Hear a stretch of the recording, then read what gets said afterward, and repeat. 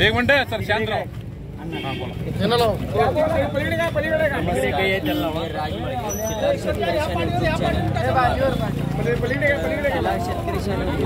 जय माता.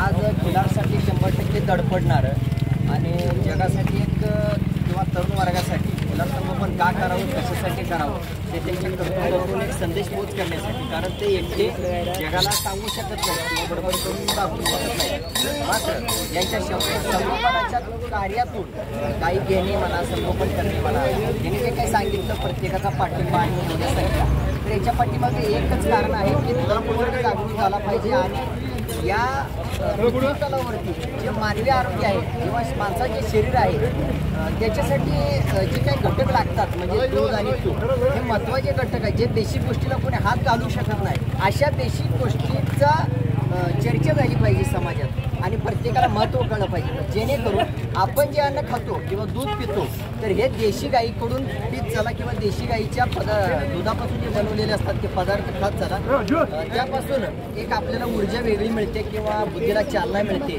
किंवा समाजाची ओळखसुद्धा वेगळ्या प्रकारे होते. म्हणजे इतर देशातला गोवंश आणून सांभाळण्यापेक्षा आपल्या देशातला गोवंश सांभाळा आणि आपल्या देशातला गोवंश वाढवून आपल्या भारतातली आपल्या तरुण वर्गांना एक उद्योग द्या किंवा त्यांना एक चालना द्या. तर त्यांच्या पाठीमागं बऱ्याच तरुण वर्गांचा हात सुद्धा आहे आणि त्यांना प्रतिसाद सुद्धा आहे. तर खिल्लार शेतकरी शान यूट्यूब चॅनलमधून जशी त्यांची माझी ओळख झाली तशीच त्यांना या समाजात किंवा सांगोला, मंगळवेढा, सोलापूर जिल्हा, सांगली जिल्हा या भागात काम करत असताना तर त्यांना अनुक्रमे मित्रमंडळ भेटले. तर त्यापैकी अनिल जाधव गिरडे, परत कैलास लेंगरे, अविनाश लांडगे, बालाजी कांबळे, पृथ्वीराज बाबर अशी काही इतर मान्यवर मंडळी भेटत गेली की अशा मंडळींच्या भेटीतून किंवा त्यांच्या सहकार्यातून अजून त्यांची ताकद वाढली आणि त्या ताकदीतूनच त्यांनी वेगवेगळ्या प्रकारे संदेश हा जगाला द्यायचा ठरवला. आणि त्यापैकीच हातचा एक हा संदेश आहे नरसिंहवाडीमध्ये. तर दसऱ्याच्या शुभ मुहूर्तावर जगाला त्यांनी सांगितलं की चांगल्या दिवशी चांगल्या चवीच्या गोष्टीची खरेदी करा. तर ती त्यांनी खरेदी करून दाखवलेली आहे आणि आज इथं मिरवणूक काढलेली आहे किंवा त्यांना जे मित्रमंडळ भेटायला आलेलं ही गर्दी बघून असं वाटतंय खरंच ह्या संदेशमध्ये एक जबरदस्त ताकद आहे आणि ही ताकद कोल्हापूर जिल्ह्यामध्ये अंबाबाईच्या कृपेने वाढावी यासाठी त्यांच्या डोक्यामध्ये हा प्लॅन आला किंवा परमेश्वराने त्यांना बुद्धी घातली की चांगल्या भागात किंवा नावाजलेल्या भागात म्हणा किंवा जे आपण म्हणतो दत्त देव, तर त्या भागामध्ये एक संदेश पोहोचला पाहिजे सर्वांना, चांगल्या जागेतून चांगला संदेश पोहोचावा. तर त्यांनी कोणालाही संदेश न देता किंवा कोणालाही आमंत्रण न देता एक त्यांच्या कर्तृत्वाला भाळून किंवा त्यांच्या कर्तृत्वावरती प्रेम करून सर्वजण एकत्र आले. या सर्वांचं खिल्लारप्रेमींचं मनपूर्वक मी आभार मानतो प्रथम.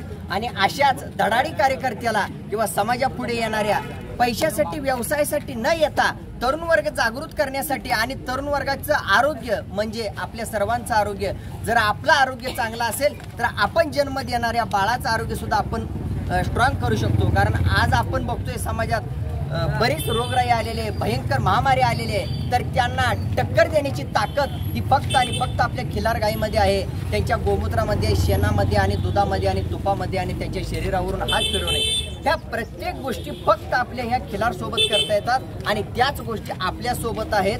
म्हणजे काकला कळसानी गावाला वळसा ही जी मराठी म्हण आहे त्या मराठी म्हणीचा अर्थ ह्या खिल्लारच्या गोष्टीतून तुम्हाला समजून सांगू शकतो. कारण आपली खिल्लार एवढे चवदार असून सुद्धा आपण व्यवसायाच्या दृष्टिकोनातून किंवा पैसे कमवायच्या दृष्टिकोनातून इतर देशातल्या ज्या गायी आपण आणल्या सांभाळायला, तर त्या गायींचा कणभर सुद्धा किंवा त्या गायींची कोणतीही गोष्ट आपल्या शरीराला ना संसाराला ना समाजात न वापरता आपण ती कलेक्शन करून बाहेर म्हणजे विष स्वरूपात आपण पाठवलं जातं आणि हेच समजलं पाहिजे. तर हे समजण्यासाठी पैलवान योगेश महाराज बारवे यांनी जे काय केलं तर यांच्या पाठीमागं छोट्या छोट्या गोष्टी आहेत त्या की दूध, तूप, ताक म्हणा, दही म्हणा या अन्नांची चव कळत गेली पाहिजे. आणि दुसरी गोष्ट त्या खिल्लारचा सहवास का असावा आणि खिल्लारचा सहवास असल्यानंतर जी ताकद तयार होते ती ताकद माणसाच्या आयुष्यात कोणत्याही कामानं मिळू शकत नाही. अशी ताकद खिल्लार प्रेमी झाल्यानंतर तुम्हाला मिळू शकते. हा संदेश योगेश महाराज बारवे खिल्लारप्रेमी मंच महाराष्ट्र राज्य यांच्या वतीनं खूप मोलाचा संदेश हा कोल्हापूर जिल्ह्यामध्ये दिलेला आहे आणि मला 2 मिनिटं बोलायची संधी दिली महाराजांनी, त्याबद्दल महाराजांचे सुद्धा आभार मानतो आणि गावकऱ्यांचे सुद्धा आभार मानतो आणि या खिल्लारप्रेमींचे सुद्धा आभार मानतो। तर या ठिकाणी हा कार्यक्रम किंवा ही जी मिरवणूक आहे तर या ठिकाणी संपन्न होत आहे आणि अजून कोणाला खिल्लारबद्दल बोलायचं असेल, एक धाडशी वृत्तीनं किंवा मनातून माझा संदेश जगापर्यंत जावा असे वाटत असेल तर त्यांनी 2 मिनिटं बोलू शकता अशी खिल्लार शेतकरी यूट्यूब चॅनलकडून मी कळकळीची विनंती करतोय। धन्यवाद।